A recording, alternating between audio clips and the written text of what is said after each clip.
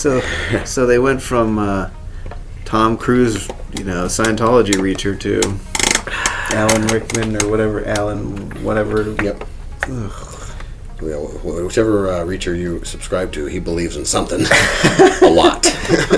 It's also funny that they went from Tom Cruise, very known to be a little man, to that guy. Yeah, a monster. Like, I want to see them stand next to each other. Oh, that'd be hilarious. Yeah, that guy's got to be like 2.5 heads taller than Tom Cruise, for sure. I don't know how tall he is, but he's 6'5". 6'5", okay. Yeah. And how tall is Tom Cruise? Nobody knows. It's Hollywood's greatest secret. Well, I guess we can introduce the show, and since we're already gone. Yeah. Welcome to the program, everybody. Welcome back. It's been a little while. Back with my good friend Dan here. You want to tell them where we're at? We are at Southside Comics, 314.5 Curry Hollow Road, south of Pittsburgh. Across from that cemetery. Yeah, big old cemetery. So the first, so Whatchyinzdoin. Yeah, Whatchyinzdoin.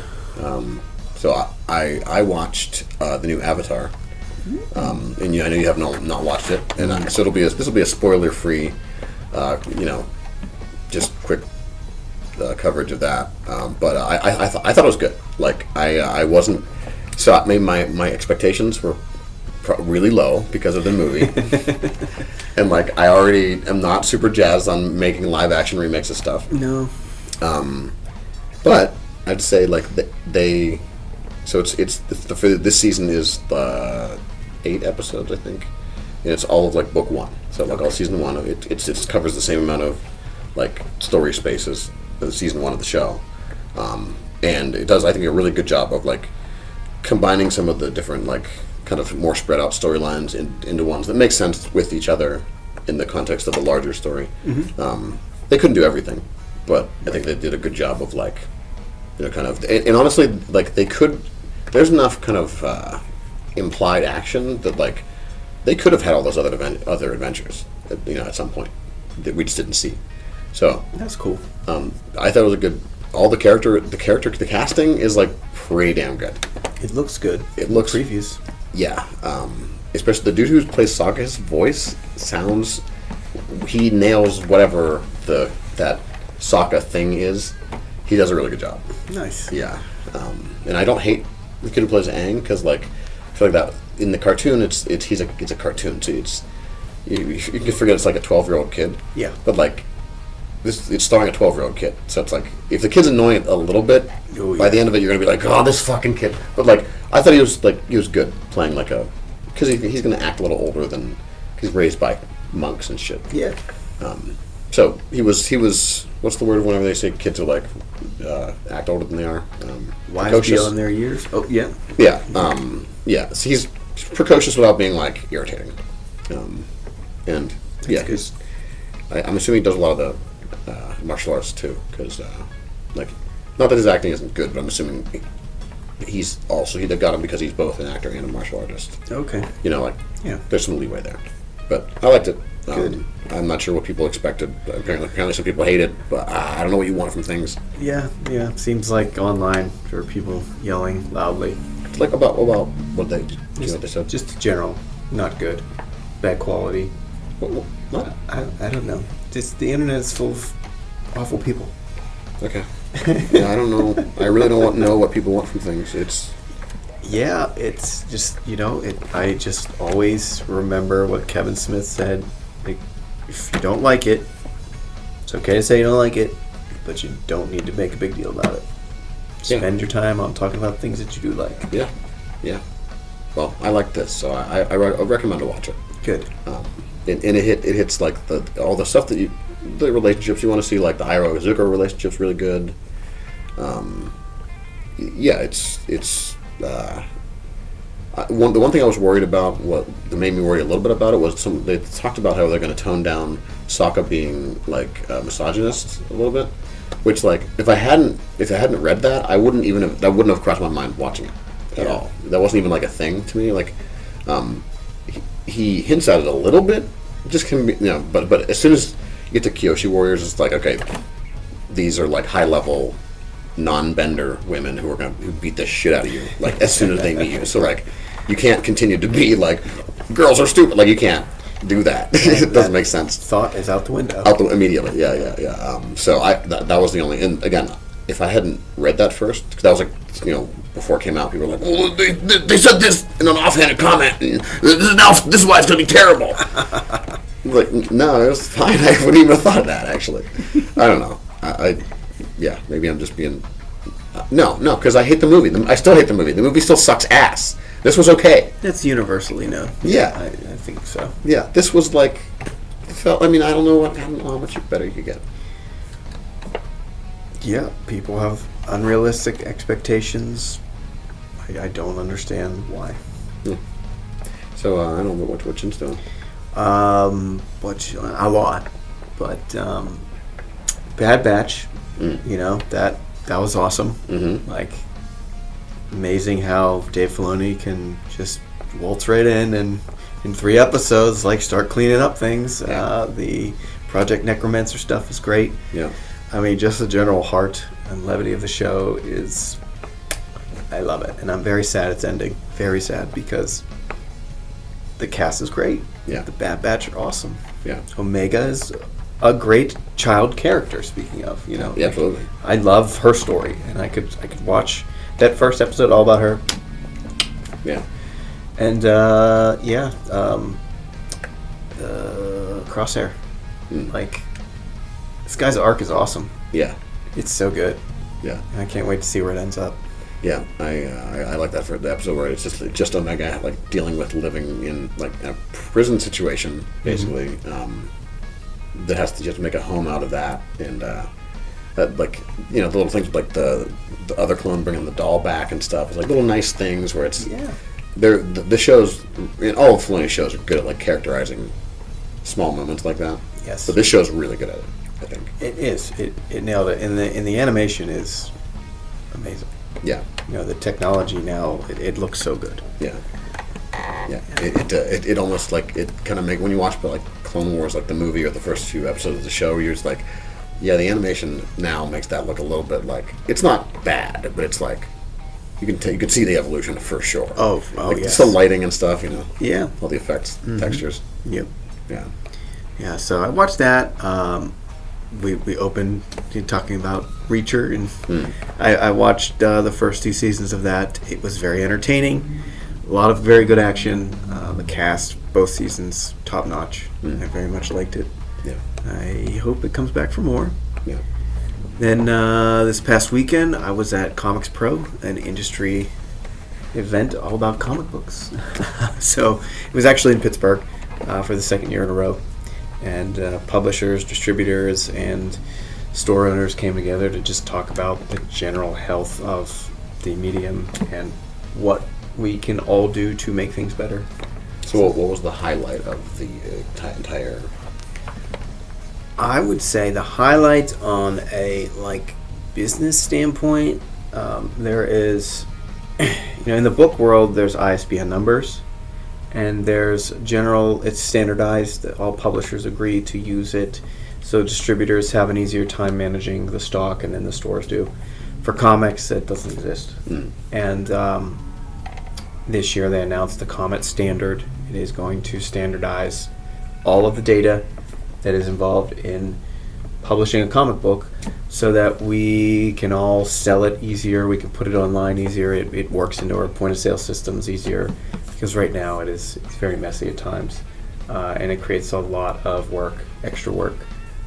And if that's cleaned up, then we can spend more time on trying to sell the product rather than trying to manage it. So is that going to be something has to do with this area of the comic book? Yeah, the barcode, and then barcode area. And then from there, all of the metadata that is required digitally to make it happen. So that was very exciting for the data nerds. Okay. Yeah. What was the most painful part of the experience? The worst part? Ooh. So you have to sit through some presentations. I mean, you don't. You could leave, but it's rude. Sure. For some unknown publishers trying to break into the space, and I commend their tenacity and their drive, but the last thing we need is more content.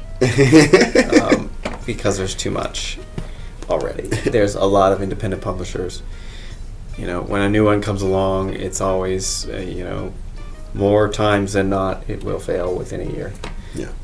And it's sad, because people do try hard, and sometimes it's good, and it just doesn't find an audience because, you look at the walls. Like this is all Marvel behind us, but we're staring at the new releases this week, and yeah, you primarily see Marvel and DC stuff. Yeah. Yeah, and I'm assuming the big companies have enough money to scoop up artists that can just do bonkers. All this art is just high level, create so awesome. Mm-hmm.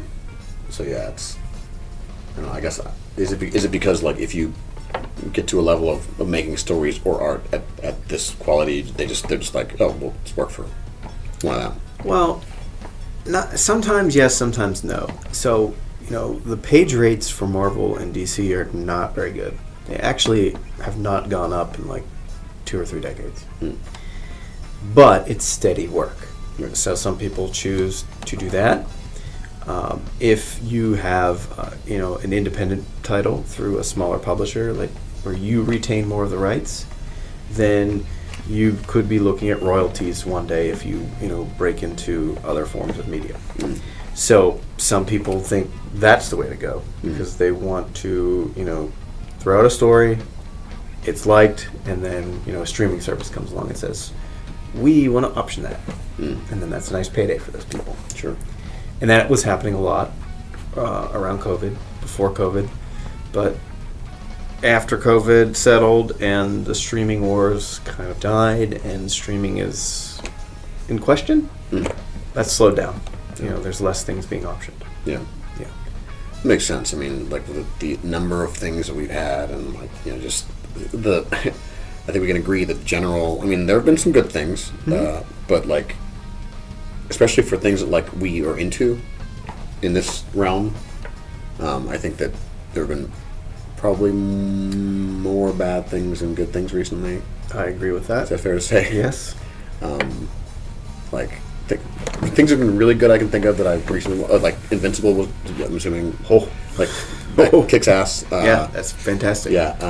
I feel like people don't talk about that enough. That was good. I wonder if that's because, they only dropped 4 episodes? Something bad, yeah. And there's only going to be 4 more, and, it was so long in between seasons, Yeah.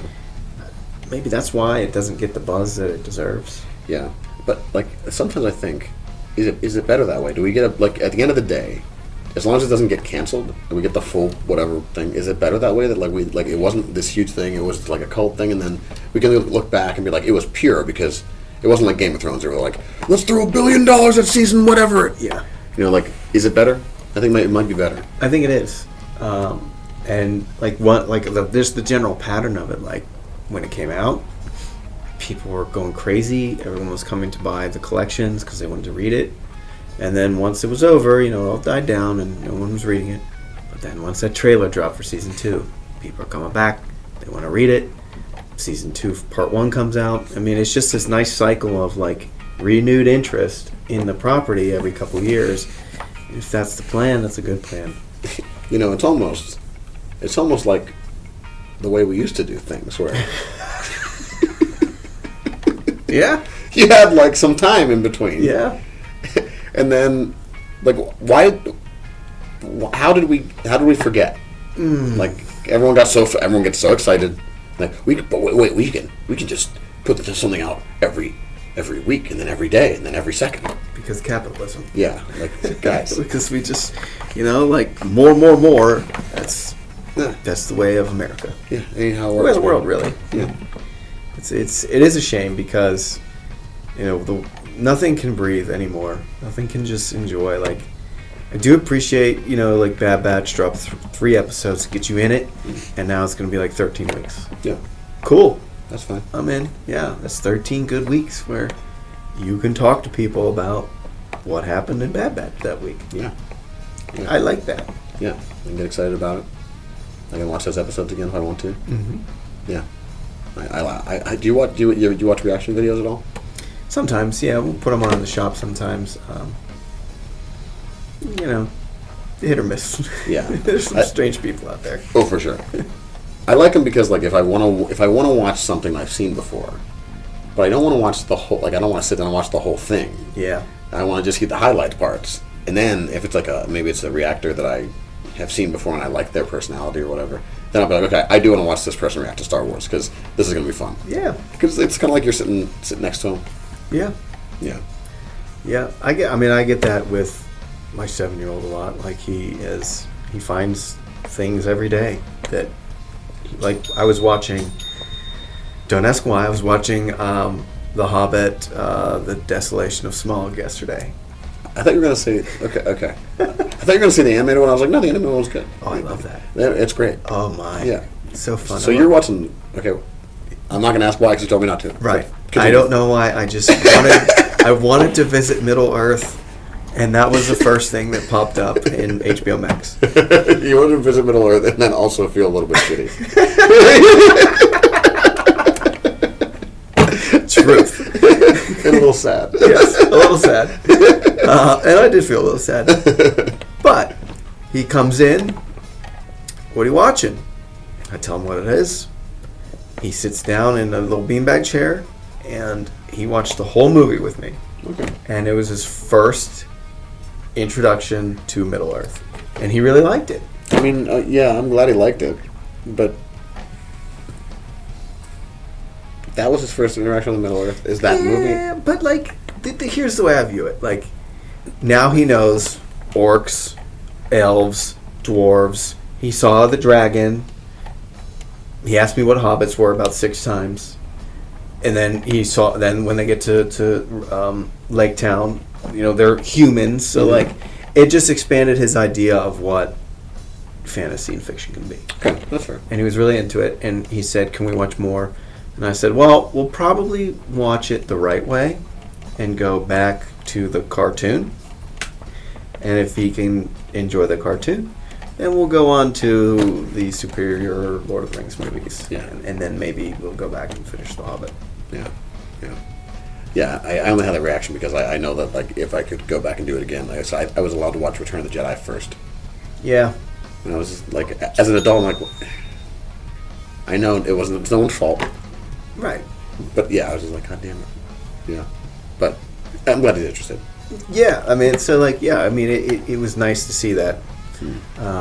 Just it reminded me of being a kid, like discovering something for the first time. Yeah, that's gonna be magical to watch, actually. Mm-hmm.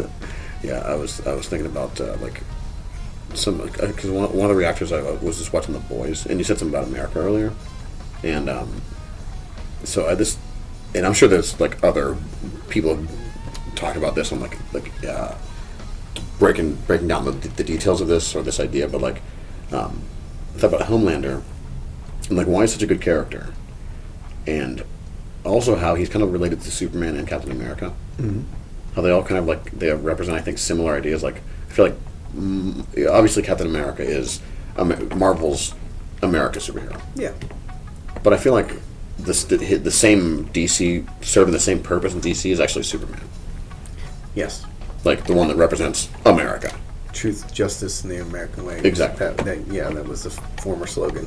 Right, which I think is another reason why Soldier Boy and Homelander are, family members in The Boys, right? Yes. They're definitely like the same idea. Yes. Just executed in like a different way, But also like the character of Homelander being like controlled by like a corporation. So so Superman is like, I would say Captain America is like what Americans like would ideally wish to see themselves, how to see themselves. Yeah. It's like that's what we want to be.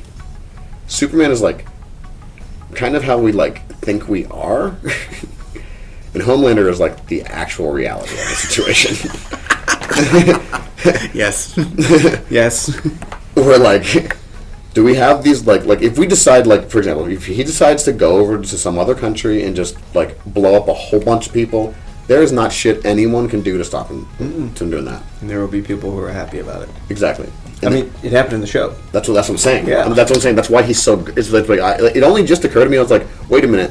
He's not just good because like Anthony, what's his name, is good at acting or whatever, and not because the writing even. It's like, the idea, like the whole meta situation, I realized was like, oh my god, he just is America. Like that's the part of the commentary, and like obviously it's right there on the nose, but like I never really thought about it like the depth. I don't know. It just really clicked with me. I was like, oh yeah, he's like really who we actually are. Yeah. Or maybe how everyone else sees us. Like that's. Yes. Yeah. And I don't know. I don't know your thoughts about any of that, but I mean, I think you're spot on. I mean, and I think that's the commentary of the show. Really, you know, it's illustrating the worst of our culture through the lens of superheroes and corporations. And like in a bigger way, like that Vought as a corporation is like the thing that kind of gives powers to like superhero. Like people think that superheroes have these powers. Like yeah, but the corporate entity is what is giving these like actors the power to do anything. Yeah. And like so, even someone as powerful as Homelander is like a slave to the corporation that gave him the powers. Mm-hmm. And also, I thought the interesting like the Soldier Boy thing, where like the dynamic between like say Homelander being the Boomer generation, and like Soldier Boy being like the greatest generation. Yeah. Where it's like the realities of both of these things are like this is who these generations actually are. It's like the Soldier Boy generation. It's like people think of him as like this legendary hero. It's like no, you meet him and you're like he's horrible. He's horrible. Yeah. He's the worst. He doesn't listen to anybody. He's the worst like example of all that shit. And then Homelander is like trying to sort of emotionally connect with him, but Soldier Boy's not that dude. No, because those people aren't those people. They're right? not. And so the Boomer generation is like they would love to, and that's why Homelander's a fucking psycho. Because it's like he knows that this is like his dad. Like his dad would never. He's not gonna have that. What Homelander wants or needs from a father figure. Absolutely not. So it's like a generational commentary too. It's like wow, this is not. And thinking about it more and more, I'm like wow, this is really, really, really good. That's a good perspective. I did not think about it like that. Yeah. That makes a ton of sense. Yeah. And then Homelander's son being like has potential power, but is like an actual slave or to like this corporation. Where is he's with he was living in that community that was being watched by Vought and Homelander. Right. So it's like he has a lot of potential power. Like he's an up and coming superpower, but like who knows? Well, and they want to control all aspects of his life so they can shape him into what they want him to be for the next generation. Yeah. So it's like if they're thinking about this show like this, like okay, and then like that, then Gen V comes into it. It's like okay, so also like all of school, it's like they've given you these powers and like they're trying to teach you to use them to. But if you go through the system that they're giving you, you're working for them for sure. Oh yeah. If you try to go outside the system, they'll put you in a place and either use your powers whether you want them to or not, or no one will ever hear from you again. You'll be in the basement. Yeah, the woods or whatever. The woods, yeah. Yeah. What a good show. Yeah. Any other? What comic book news? What's shop? Any shop talk? What's going on? Just the Energon universe stuff like Transformers, Duke, Cobra Commander is still kicking ass. Yeah. Yeah. I mean, and it's really good. Yeah. Cobra Commander is, it's modernized so that he's actually a competent evil villain. Okay. He's not a buffoon. Okay. Which I like. Okay. He grew up, and it works very well. Do you think there's room for, in today's comic book landscape, for a villain who actually still is a buffoon? I don't think so, because everything has to be a little dark and edgy. Yeah. And the people writing the books now are our generation. So like we grew up with alternative grunge music, and rock and like goth and like all that stuff that was not mainstream. That's what's being applied to comics now. Yeah. But it also like there's also I don't even say it. I don't want to say it. I'm not going to say it. Never mind that point. But like Avengers Twilight is a hot Marvel book now. It's a future where the Avengers were disbanded because nobody liked them anymore. Oh. So it's kind of like Dark Knight Returns-esque. Okay. So it's the same dark, outlook on things. I don't think a buffoon villain would work in comics today. I don't. Yeah. That kind of makes me a little sad because I like that idea. Like the idea that like somehow this person can continue to operate even though they're a fucking idiot. Like because there's some other other factors that are allowing this to continue to happen. Yeah. That to me is just like a great. I don't know. There's so much joy in that. There is, and like it's funny that you use the word joy because before you said that I was thinking about Batman the Animated Series Joker. Yeah. He wasn't necessarily a buffoon, but he was like a clown. Yeah. He like laughed and pulled pranks, but they were also dangerous. And like now the Joker is just like a sociopath. Yeah. And it's like we don't need that. Mark Hamill described that Joker. I think the word he used was like an aging rock star or like a retired rock star, where he's like mostly bored because he already has like he's the Joker. He probably has money. He doesn't need money. Is not like he's not worried about money. Right. Like he's doing things because he wants to do them. Right. Or because he feels like doing them. And like some people are going to follow him because there's other crazy people out there, or he has enough money to just pay like 2 or 3 guys. Yeah. And yeah, that Joker is just a joyful character because like the best example is the Christmas with the Joker episode. Jingle bells, Batman smells. Because his whole plot. Do you remember the whole reason why he does all that?